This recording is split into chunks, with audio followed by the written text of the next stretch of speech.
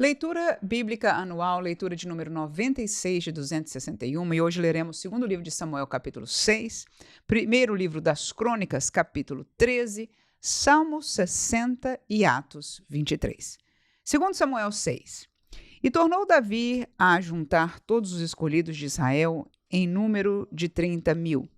E levantou-se Davi e partiu com todo o povo que tinha consigo de Baalá de Judá para levarem dali para cima a arca de Deus, sobre a qual se invoca o nome do Senhor dos Exércitos, que se assenta entre os querubins. E puseram a arca de Deus em um carro novo e a levaram da casa de Abinadab, que está em Geba, e Uzá e Aiô, filhos de Abinadab, guiavam o carro novo. E levando-o da casa de Abinadab, que está em Geba, com a arca de Deus, Aiô ia adiante da arca. E Davi e toda a casa de Israel alegravam-se perante o Senhor com toda sorte de instrumentos de madeira, de faia, com harpas e com saltérios e com tamboris e com pandeiros e com símbolos. E chegando à eira de Nacon, estendeu Uzá a mão à arca de Deus e segurou-a, porque os bois a deixavam pender. Então a ira do Senhor se acendeu contra Uzá, e Deus o feriu ali por esta imprudência, e morreu ali junto à arca de Deus. E Davi se contristou, porque o Senhor abrira rotura em Uzá. E chamou aquele lugar Pérez Uzá até o dia de hoje. E temeu Davi ao Senhor naquele dia e disse: Como virá a minha arca do Senhor? E não quis Davi retirar para si a arca do Senhor para a cidade de Davi, mas Davi a fez levar à casa de Obed-edom, o geteu. E ficou a arca do Senhor em casa de Obed-edom, o geteu, 3 meses. E abençoou o Senhor a Obed-edom e toda a sua casa. Então avisaram a Davi, dizendo: Abençoou o Senhor a casa de Obed-edom e tudo quanto tem, por amor da arca de Deus. Foi, pois, Davi e trouxe a arca de Deus para cima da casa de Obed-edom à cidade de Davi, com alegria. E sucedeu que, quando os que levavam a arca do Senhor tinham dado 6 passos, sacrificava ele bois e carneiros cevados. E Davi saltava com todas as suas forças diante do Senhor. E estava Davi cingido de um éfode de linho. Assim, subindo, levavam Davi e todo o Israel a arca do Senhor com júbilo e ao som das trombetas. E sucedeu que, entrando a arca do Senhor na cidade de Davi, Mical, filho de Saul, estava olhando pela janela e vendo o rei Davi, que ia bailando e saltando diante do Senhor, o desprezou no seu coração. E, introduzindo a arca do Senhor, a puseram no seu lugar na tenda que Davi lhe armara, e ofereceu Davi holocaustos e ofertas pacíficas perante o Senhor. E, acabando Davi de oferecer os holocaustos e ofertas pacíficas, abençoou o povo em nome do Senhor dos Exércitos. E repartiu a todo o povo e a toda a multidão de Israel, desde os homens até as mulheres, a cada um bolo de pão e um bom pedaço de carne e um frasco de vinho. Então foi-se todo o povo, cada um para a sua casa. E voltando Davi para abençoar a sua casa, Mical, filha de Saul, saiu a encontrar-se com Davi e disse: Quão honrado foi o rei de Israel, descobrindo-se hoje aos olhos das servas de seus servos, como sem vergonha se descobre qualquer dos vadios. Disse, porém, Davi a Mical: Perante o Senhor que me escolheu a mim, antes do que a teu pai e a toda a sua casa, mandando-me que fosse chefe sobre o povo do Senhor, sobre Israel, perante o Senhor, me tenho alegrado. E ainda mais do que isso, me envilecerei e me humilharei aos meus olhos, e das servas de quem falaste, delas serei honrado. E Mical, filha de Saul, não teve filhos até o dia de sua morte. 1 Crônicas 13. E teve Davi conselho com os capitães dos milhares e dos centos e com todos os príncipes. E disse Davi a toda a congregação de Israel: Se bem vos parece, e se vem isso do Senhor nosso Deus, enviemos depressa mensageiros a todos os nossos outros irmãos em todas as terras de Israel, e aos sacerdotes e aos levitas com eles nas cidades e nos seus arrabaldes, para que se ajuntem conosco e tornemos a trazer para nós a arca do nosso Deus, porque não a buscamos nos dias de Saul. Então disse toda a congregação que assim se fizesse, porque esse negócio pareceu reto aos olhos de todo o povo. Ajuntou, pois, Davi a todo o Israel, desde Sior do Egito até chegar a Amate, para trazer a arca de Deus de Kiriat Jearim. E então Davi, com todo Israel, subiu a Baalá e dali a Kiriat Jearim, que está em Judá, para fazer subir dali a arca de Deus, o Senhor que habita entre os querubins, sobre a qual é invocado o seu nome. E levaram a arca de Deus sobre um carro novo da casa de Abinadab, e Uzá e Aiô guiavam o carro. Davi e todo Israel alegravam-se perante Deus com toda a sua força, em cânticos, com harpas, e com alaúdes, e com tamboris, e com símbolos, e com trombetas. E chegando à eira de Quidom, estendeu Uzá a mão para segurar a arca, porque os bois tropeçavam. Então se acendeu a ira do Senhor contra Uzá e o feriu, por ter estendido a mão à arca, e morreu ali perante Deus. E Davi se encheu de tristeza de que o Senhor houvesse aberto brecha em Uzá, pelo que chamou aquele lugar Pérez Uzá até o dia de hoje. E naquele dia temeu Davi ao Senhor, dizendo: como trarei a minha arca de Deus? Pelo que Davi não trouxe a arca a si, à cidade de Davi, porém a fez retirar à casa de Obed-edom, o geteu. Assim ficou a arca de Deus com a família de Obed-edom 3 meses em sua casa, e o Senhor abençoou a casa de Obed-edom e tudo quanto tinha. Salmo 60. Ó Deus, tu nos rejeitaste, tu nos espalhaste, tu tens estado indignado. Ó, volta-te para nós. Abalaste a terra e a fendeste. Sara as suas fendas, pois ela treme. Fizeste ver ao teu povo duras coisas. Fizeste-nos beber o vinho da perturbação.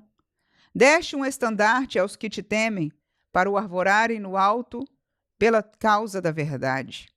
Para que os teus amados sejam livres. Salva-nos com a tua destra e ouve-nos.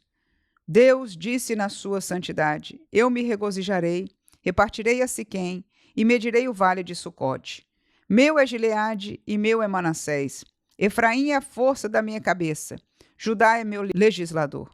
Moabe é a minha bacia de lavar. Sobre Edom lançarei o meu sapato. Sobre a Filístia jubilarei.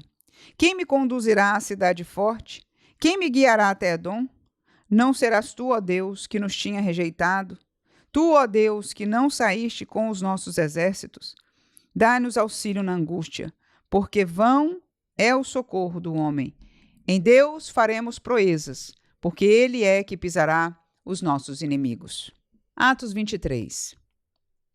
E pondo Paulo os olhos no conselho, disse: varões e irmãos, até ao dia de hoje tenho andado diante de Deus com toda a boa consciência.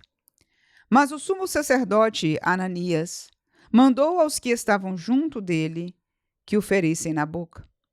Então Paulo lhe disse: Deus te ferirá, parede branqueada. Tu estás aqui assentado para julgar-me conforme a lei, e contra a lei me mandas ferir? E os que ali estavam disseram: injúrias o sumo sacerdote de Deus? E Paulo disse: não sabia, irmãos, que era o sumo sacerdote. Porque está escrito: não dirás mal do príncipe do teu povo. E Paulo, sabendo que uma parte era de saduceus e outra de fariseus, clamou no conselho: varões e irmãos, eu sou fariseu, filho de fariseu. No tocante à esperança e ressurreição dos mortos, sou julgado.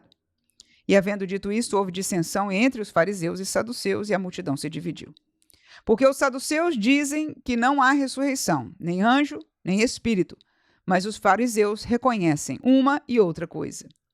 E originou-se um grande clamor, e levantando-se os escribas da parte dos fariseus, contendiam, dizendo: nenhum mal achamos neste homem, e se algum espírito ou anjo lhe falou, não resistamos a Deus.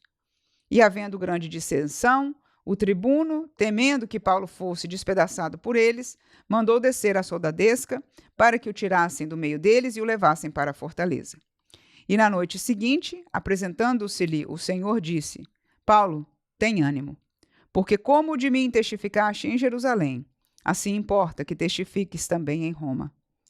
Quando já era dia, alguns dos judeus fizeram uma conspiração e juraram, dizendo que não comeriam nem beberiam enquanto não matassem a Paulo. E eram mais de 40 os que fizeram essa conjuração.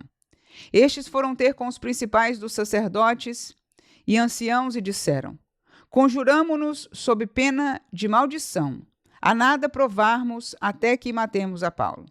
Agora, pois, vós, com o conselho, rogai ao tribuno que vo-lo traga amanhã, como querendo saber mais alguma coisa de seus negócios, e antes que chegue estaremos prontos para o matar. E o filho da irmã de Paulo, tendo ouvido acerca desta cilada, foi e entrou na fortaleza e o anunciou a Paulo. E Paulo, chamando a si um dos centuriões, disse: Leva este jovem ao tribuno, porque tem alguma coisa que lhe comunicar. Tomando-o ele, pois, o levou ao tribuno e disse: O preso Paulo, chamando-me a si, me rogou que te trouxesse este jovem, que tem alguma coisa que dizer-te. E o tribuno, tomando-o pela mão e pondo-se à parte, perguntou-lhe em particular: Que tens que me contar? E disse ele: Os judeus se concertaram rogar-te que amanhã leves Paulo ao conselho, como tendo de inquirir dele mais alguma coisa ao certo. Mas tu não os creiais, porque mais de 40 homens dentre eles lhe andam armando ciladas, os quais se obrigaram, sob pena de maldição, a não comerem nem beberem até que o tenham morto. E já estão apercebidos, esperando de ti promessa. Então o tribuno despediu o jovem, mandando-lhe que a ninguém dissesse que lhe havia contado aquilo. E chamando 2 centuriões, lhes disse: Aprontai para as 3 horas da noite 200 soldados, e 70 de cavalos, e 200 lanceiros para irem até Cesareia. E aparelhai cavalgaduras, para que, pondo nelas a Paulo, o levem salvo ao governador Félix. E escreveu uma carta que continha isto: Cláudio Lísias a Félix, potentíssimo governador, saúde. Este homem foi preso pelos judeus, e estando já a ponto de ser morto por eles, sobrevim eu com a soldadesca e o livrei, informado de que era romano. Querendo saber a causa por que o acusavam, o levei ao seu conselho, e achei que o acusavam de algumas questões da sua lei, mas que nenhum crime havia nele digno de morte ou de prisão. E sendo-me notificado que os judeus haviam de armar ciladas a esse homem, logo te enviei, mandando também aos acusadores que perante ti digam o que tiverem contra ele. Passa bem. Tomando, pois, os soldados a Paulo, como lhes fora mandado, o trouxeram de noite a Antipátride. No dia seguinte, deixando aos de cavalo irem com ele, tornaram à fortaleza, os quais, logo que chegaram a Cesareia e entregaram a carta ao governador, lhe apresentaram Paulo. E o governador, lida a carta, perguntou de que província era, e ele, sabendo que era da Cilícia, disse: Ouvir-te-ei quando também aqui vierem os teus acusadores. E mandou que o guardassem no pretório de Herodes.